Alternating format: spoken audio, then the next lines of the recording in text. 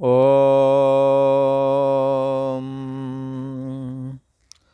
श्री योग वासिष्ठ के उत्पत्ति प्रकरण में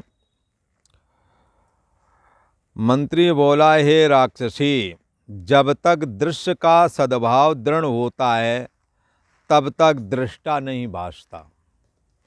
दृश्य का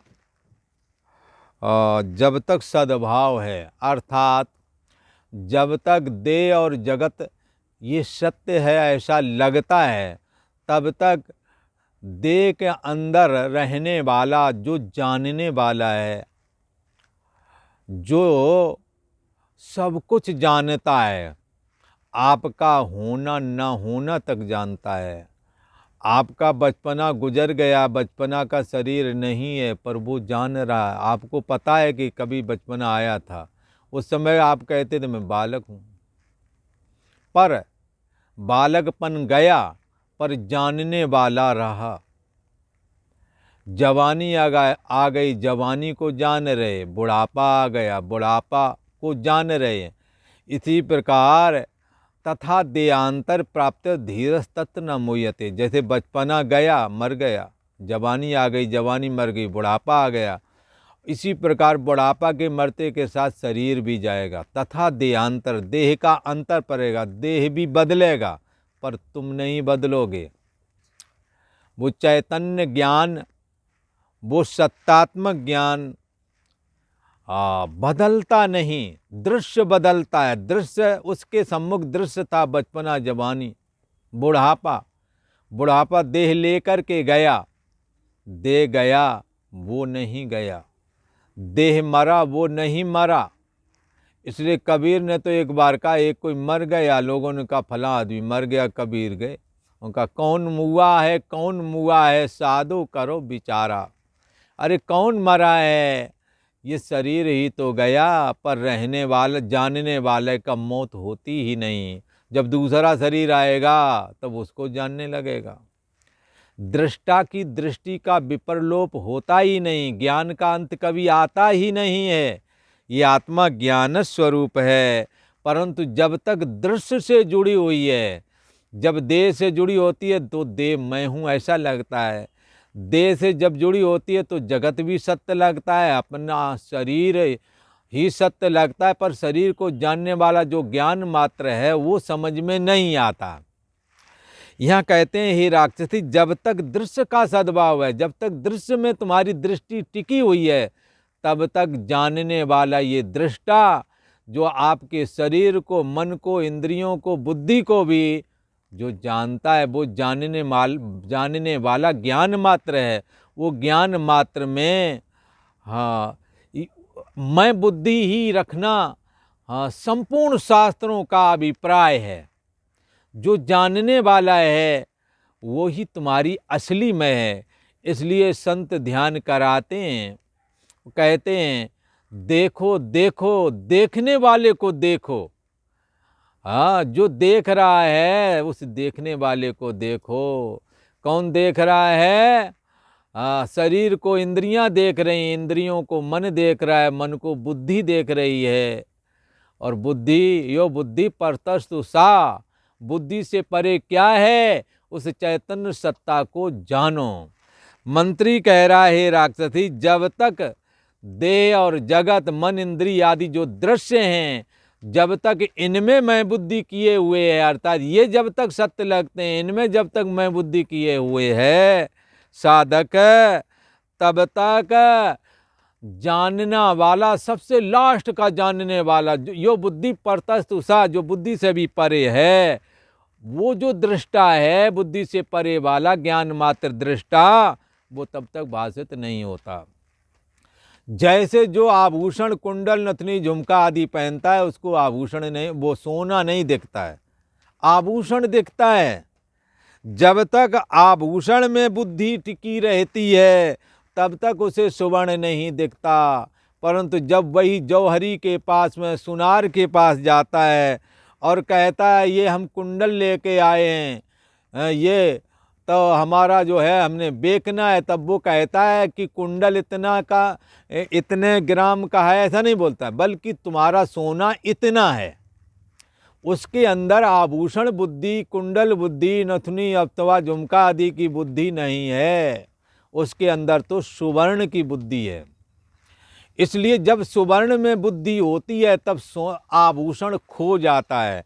ऐसे ही जब देह और जगत में मैं बुद्धि रहती है तब तक ये चैतन्य सत्तात्मक बुद्धि देश का भी आश्रय और प्रकाशक जो ज्ञान मात्र दृष्टा आत्मा है ये नहीं समझ में आता। परंतु जब ये रहस्य क्लियर होता है, जब वो चैतन्य सत्तात्मक दृष्टा जो बुद्धि देश का साक्षी है आत्मा का जब बोध प्राप्त होता है तो देह और जगत ऐसे ही मिथ्या देखने लगते हैं जैसे सोने में आभूषण मिथ्या दिखता है। जिसने सोने को जान लिया है उससे आभूषण नहीं दिखता, उसे सोना दिखता है। ऐसे जिन्होंने आत्मा में विश्रांति लाभ प्राप्त किया है उन्हें देह और जगत सत्य करके नहीं दिखते, स्वप्नवत दिखते हैं और बाधित हो जाते हैं। देह और जगत दिखते हुए भी बाधित हो जाते हैं। जैसे कोई पुरुष नपुंसक हो, दिखेगा पुरुष जैसा ही परंतु वो बाधित है, उसमें पुरुषत्व नहीं है, वो संतान पैदा नहीं कर सकता। जैसे भुंजा हुआ चना दिखता वैसा ही है पर अब जमीन में डाल दो अंकुरित नहीं होवेगा। ऐसे ही देह और जगत भी उसके लिए बाधित हो जाते हैं, दिखते तो रहते हैं परंतु स्वप्नवत हो जाते हैं। इनका नफा नुकसान अपना नफा नुकसान नहीं लगता। ऐसा ये मंत्री उस राक्षसी को समझा रहा है, कह रहा है कि हे राक्षसी, जब स्वर्ण जान जाता है कोई भी पहनने वाला तब भूषण बुद्धि नहीं रहती बल्कि सुवर्ण बुद्धि आ जाती है। वैसे ही हे राक्षसी, दृश्य का स्पंदन भाव होता है। कब होता है? जब संवेदन फुरता है। संवेदन मीन्स मन। परछिन्न व्यक्तित्वपना जब खड़ा होता है तब स्पंदन हो जाता है, चेतन में स्पंदन आ जाता है। जैसे समुद्र शांत था, अंदर में कोई वायु की फुरना हुई, लहरें उठने लगीं।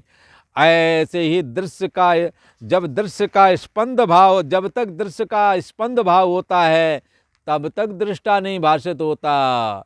जैसे जब लहरें दिखती हैं तब पानी समझ में नहीं आता, जब पानी को समझ लिया तो लहरें भी पानी ही हैं ऐसा समझ में आ जाता है।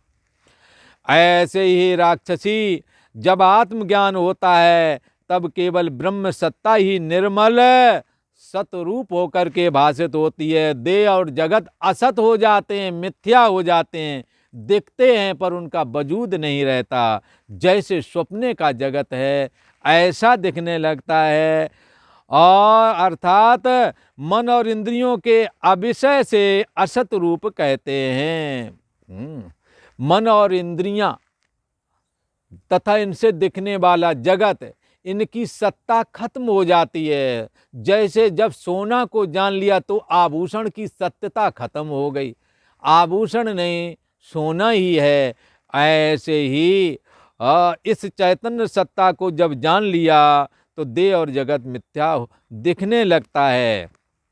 चैत्यता से उसको चेतन कहते हैं।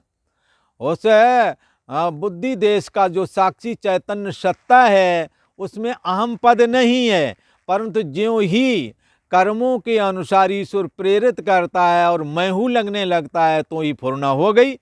इसको कहते हैं चैत्यता। जब उसमें चैत्यता आ जाती है, चैत्यता के कारण उसको चेतन कहते हैं, वरना चेतन कहना भी नहीं बनता है। चैत्य के अभाव से जब संवेदन रूप मन फुरना बंद कर देता है तो चैत्य के अभाव से उसे अचेतन कहते हैं। अर्थात चैत्य के अभाव से अचैत चिन्ह मात्र कहते हैं। जब मन नहीं खड़ा होता है, जब मन समाधि में लीन होता है, उस समय जो चेतन होता है, चैतन्य सत्ता होती है, उसे अचैत चिन्ह मात्र कहते हैं। ये अचैत चिन्ह मात्र ही सबका स्वरूप है, सब में समाया हुआ है। चेतन चमत्कार से जगत की नाई दिखता है, न कि जगत बन गया है। और आज इतना ही। ओम शांति शांति शांति।